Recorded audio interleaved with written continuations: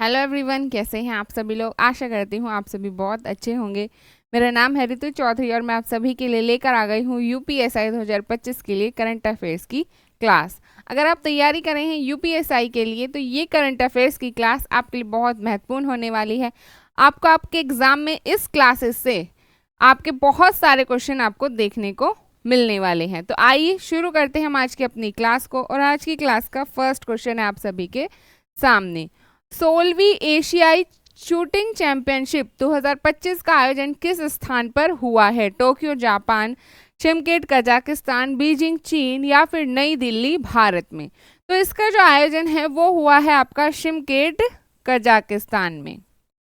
अब हम बात करें यहाँ एशियाई शूटिंग चैंपियनशिप की, तो इसकी शुरुआत कब हुई?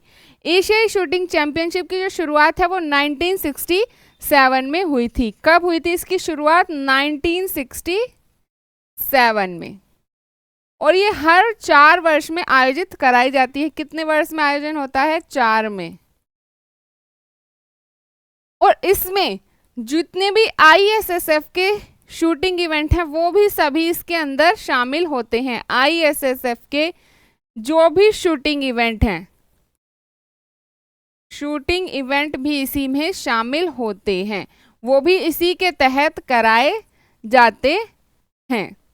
आईएसएसएफ का मतलब है यहाँ इंटरनेशनल शूटिंग स्पोर्ट फेडरेशन या अंतरराष्ट्रीय निशानेबाजी खेल महासंघ के जो भी इवेंट हैं शूटिंग के वो भी इसी के तहत कराए जाते हैं।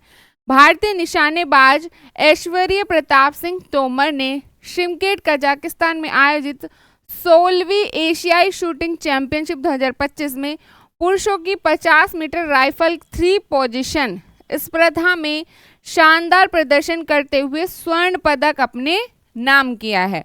उन्होंने 462.5 अंकों के साथ चीन के वेन्यू झाओ को मात्र 0.5 अंकों से पीछे छोड़ते हुए ये खिताब हासिल किया है। नेक्स्ट है, हाल ही में केंद्र सरकार ने उप राष्ट्रीय सुरक्षा सलाहकार या डिप्टी एनएसए के रूप में किसे नियुक्त किया है? अजीत डोभाल, समीर वर्मा, राकेश अस्थाना या फिर आनिश दयाल सिंह। तो ये हैं आपके आनिश दयाल सिंह जिन्हें उप राष्ट्रीय सुरक्षा सलाहकार के रूप में नियुक्त किया गया है।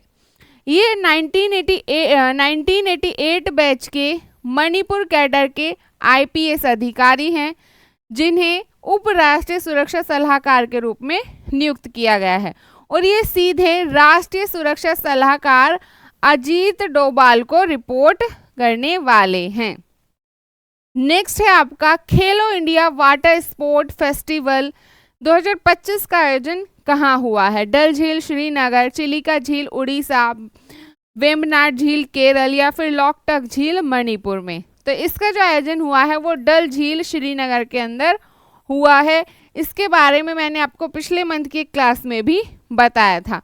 अब हम बात करें खेलो इंडिया वाटर स्पोर्ट फेस्टिवल की, तो इसकी शुरुआत कब हुई? तो ये खेलो इंडिया वाटर फेस्टिवल जो है ये आपका खेलो इंडिया का ही एक भाग है, यानी खेलो इंडिया का ही एक हिस्सा है जो इसी बार इसमें शामिल किया गया है। बात करें हम खेलो इंडिया की, तो इसकी जो शुरुआत है वो कब हुई? तो इसकी जो शुरुआत है वो भारत की जो सरकार है उसके द्वारा 2017-18 में की गई थी। कब की गई थी? 2017-18 में। क्यों की गई थी इसकी शुरुआत? तो राष्ट्रीय जो खेल हैं उनके विकास के लिए इसकी शुरुआत की गई, जिसमें आपका खेलो इंडिया वाटर स्पोर्ट फेस्टिवल इस बार नया ही शामिल किया गया है। कौन कौन से इसमें खेल कराए जाते हैं? तो इसमें आपका खेलो इंडिया यूथ गेम, खेलो इंडिया विंटर गेम्स, खेलो इंडिया आपका पैरा गेम्स, खेलो इंडिया बीच गेम, ये सभी प्रतियोगिताएं भी इसी में शामिल हैं। नेक्स्ट है आपका खेलो इंडिया वाटर स्पोर्ट फेस्टिवल का आयोजन 21 से 23 अगस्त तक श्रीनगर की डल झील में हुआ, जो देश की पहली राष्ट्रीय स्तरीय खुली आयु वर्ग की जल क्रीड़ा प्रतियोगिता रही है, जहां मध्य प्रदेश ने शानदार प्रदर्शन करते हुए 24 जो टोटल पदक थे स्वर्ण, उनमें से 10 स्वर्ण पदक जो है वो मध्य प्रदेश ने जीते हैं। यानी मध्य प्रदेश ने यहाँ टोटल जो पदक जीते हैं, मध्य प्रदेश ने जो गोल्ड में जीते हैं वो 10 जीते हैं, 10 गोल्ड जीते हैं और 3 आपके सिल्वर और 5 आपके ब्रॉन्ज। ठीक है, 3 कौन से हैं? 3 हैं आपके सिल्वर और जो 5 हैं वो हैं ब्रॉन्ज। और जो बात करें हम यहाँ उड़ीसा की, उड़ीसा के द्वारा जो जीते गए हैं टोटल पदक वो हैं आपके 10। कितने हैं? 10 टोटल पदक यहाँ उड़ीसा ने जीते हैं। और उसके बाद हम बात करें यहाँ केरला की, तो केरला ने जीते हैं टोटल 7 पदक। कितने? टोटल 7 पदक यहाँ केरला के द्वारा जीते गए हैं। ये इधर सिल्वर में 3 हैं और ब्रोंज में है आपके 5। नेक्स्ट है मीराबाई चानू ने हाल ही में कौन सा पदक जीता है? रजत, कांस्य, स्वर्ण या कोई पदक नहीं? तो इन्होंने स्वर्ण पदक जीता है। अहमदाबाद में आयोजित राष्ट्रमंडल भार उत्तोलन चैंपियनशिप 2025 में भारतीय उत्तोलक मीराबाई चानू ने शानदार प्रदर्शन करते हुए कुल 193 किलोग्राम भार उठाकर स्वर्ण पदक अपने नाम इन्होंने किया है। यहाँ बात करें हम राष्ट्रमंडल भार उत्तोलन चैंपियनशिप, तो ये है आपके कॉमनवेल्थ गेम्स। कौन से हैं ये? कॉमनवेल्थ गेम्स हैं, जिसके तहत आपकी भार उत्तोलन चैंपियनशिप यहाँ कराई जाती है। जो भार उत्तोलन है वो कॉमनवेल्थ गेम में कब शामिल हुआ? तो भार उत्तोलन जो है ये 1950 में कब शामिल हुआ था? भार उत्तोलक जो प्रतियोगिता है वो इसके अंदर, तो ये 1950 में शामिल हुई थी। 1950 में किसमें? कॉमनवेल्थ गेम्स में शामिल हुई है 1950 में। और इसका जो आयोजन है वो कौन कराता है? तो इसका आयोजन कराते हैं राष्ट्रीय मंडल खेल महासंघ या कॉमनवेल्थ गेम फेडरेशन के द्वारा इसका आयोजन कराया जाता है, जिसकी जो स्थापना है राष्ट्रीय मंडल जो आपकी कॉमनवेल्थ फेडरेशन है, इसकी जो स्थापना है वो 1930 में हुई है। कब हुई इसकी स्थापना? 1930 में। और ये जो खेल हैं ये हर 4 वर्ष में आयोजित आपके कराए जाते हैं। आगे है इसमें ये एक रिकॉर्ड तोड़ उपलब्धि मानी जा रही है। 31 वर्षीय चानू ने जो टोक्यो ओलंपिक 2020 की रजत पदक विजेता हैं, इस बार 49 किलोग्राम भार वर्ग से हटकर प्रतियोगिता में भाग लिया है, क्योंकि ये वर्ग अब ओलंपिक में शामिल नहीं है। नेक्स्ट है आपका ओपन एआई ने भारत में अपना पहला कार्यालय कहाँ खोलने की घोषणा की है? मुंबई, बेंगलुरु, नई दिल्ली या फिर हैदराबाद? जो ओपन एआई है तो ये अपना जो नया कार्यालय खोल रहा है वो नई दिल्ली के अंदर खोलेगा। क्या है ये ओपन एआई? तो ओपन एआई एक अमेरिकन एआई संगठन है। क्या है ये? अमेरिका का एआई संगठन है। अमेरिका का एआई संगठन है या एआई ऑर्गेनाइजेशन है अमेरिका की। इसका जो हेडक्वार्टर है वो आपका सैन फ्रांसिस्को कैलिफोर्निया में है। इसकी जो शुरुआत हुई वो हुई आपकी 2015 में। कब हुई? 2015 में इसे स्थापित किया गया है। आगे है ओपन एआई ने घोषणा की है कि वह 2025 के अंत तक नई दिल्ली में अपना पहला भारतीय कार्यालय खोलेगा, जो भारत में एआई इकोसिस्टम को मजबूत करने और इंडिया एआई मिशन के साथ तालमेल का एक प्रतीक होने वाला है। अमेरिका के बाद भारत चैट जीपीटी का दूसरा सबसे बड़ा बाजार है और पिछले वर्ष में इसके जो साप्ताहिक सक्रिय उपयोगकर्ता हैं वो उनकी जो संख्या है वो 4 गुना इसमें यहाँ बढ़ी है। अब हम बात करें चैट जीपीटी की, तो ये किसके द्वारा बनाया गया है? चैट जीपीटी आपका किसके द्वारा बनाया गया है? तो ये आपका ओपन एआई के द्वारा ही विकसित किया गया है। किसके द्वारा? ओपन एआई के द्वारा इसे विकसित किया गया है। और कब इसे जारी किया गया? तो 2022 में इसे जारी किया गया है। कब जारी किया गया है? 2022 में। नेक्स्ट है विश्वविद्यालय अनुदान आयोग या यूजीसी या यूनिवर्सिटी ग्रांट कमीशन ने किस फ्रेमवर्क का ड्राफ्ट जारी किया है? एनईपी 2020, एलओसीएफ, बीसीएस या फिर आरटीई।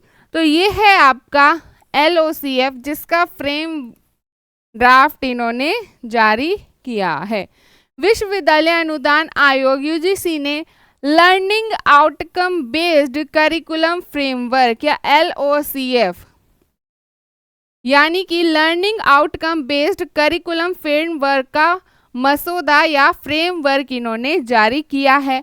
क्यों किया है ये फ्रेमवर्क जारी? क्या उद्देश्य है इसे जारी करने का? तो भारतीय ज्ञान परंपरा और प्राचीन दृष्टिकोण को उच्च शिक्षा के पाठ्यक्रम में शामिल करना, ये इसका मुख्य उद्देश्य है। ये पहल शिक्षा को परिणाम आधारित और ज्ञान समृद्ध बनाते हुए विद्यार्थियों को व्यावहारिक, सैद्धांतिक और सांस्कृतिक रूप से प्रासंगिक ज्ञान प्रदान करने पर ये एक केंद्रित है या आधारित है। नेक्स्ट है आपका सुनील गावस्कर की प्रतिमा का अनावरण कहाँ हुआ है? Nariman point, Wankhede stadium, Brabourne stadium या ईडन गार्डन। तो इनकी जो प्रतिमा है उसका अनावरण हुआ है वानखेड़े स्टेडियम में। वानखेड़े स्टेडियम में। नेक्स्ट है मुंबई क्रिकेट संघ एमसीए ने 23 अगस्त 2025 को वानखेड़े स्टेडियम में जो पूर्व भारतीय कप्तान है सुनील गावस्कर, उनकी प्रतिमा का अनावरण किया है और शरद पवार क्रिकेट संग्रहालय का उद्घाटन भी किया गया है। गावस्कर की जो प्रतिमा है वो संग्रहालय के प्रवेश द्वार पर लगाई गई है और इसमें जो उनका प्रसिद्ध शॉट है उसे यहाँ दर्शाया गया है, जिसके दम पर उन्होंने 10,000 टेस्ट रन पूरे किए हैं। लास्ट क्वेश्चन है आपका B2 स्पिरिट किस वर्ष सेवा में शामिल हुआ है? 1995, 1997, 2000 या 2005। तो ये शामिल हुआ है 1997 में। अमेरिका ने अपनी सामरिक वायु शक्ति को बढ़ाने के लिए B2 स्पिरिट और आगामी यानी जो आने वाला है B-21 रेडर स्टील्थ बॉम्बर विकसित किए हैं। B2 स्पिरिट 1997 से ही सेवा में शामिल है। लगभग 11,000 किलोमीटर की दूरी ये तय कर सकता है और 18,000 किलोग्राम का पेलोड ये ले जा सकता है। क्या उद्देश्य है शामिल करने का? तो शत्रुओं के भारी सुरक्षा वाले हवाई क्षेत्र में प्रवेश और विशाल बमबारी करना, ये इसका उद्देश्य है। B-21 रेडर पहली उड़ान जो है वो इसने 2023 में ले चुका है और ये 2025 के अंत तक या 2025 के बाद सेवा में शामिल होने की इसकी संभावना यहाँ बताई जा रही है। तो ये थे हमारी क्लास के क्वेश्चंस। आपको क्लास कैसी लगी ये आप ज़रूर बताएं। साथ ही साथ आपके जो साथी यूपीएससी की तैयारी कर रहे हैं उनके साथ ये क्लास आप ज़रूर शेयर करें। अगर आप किसी और भी एग्ज़ाम की तैयारी कर रहे हैं जहाँ करंट अफेयर आपसे पूछी जाती है, वहाँ भी ये क्लास आपके लिए महत्वपूर्ण होने वाली है। अगर आपने चैनल को सब्सक्राइब नहीं किया है तो जल्दी से चैनल सब्सक्राइब कर लें, साथ ही बेल आइकन भी प्रेस कर लें। आज के लिए इतना ही, धन्यवाद।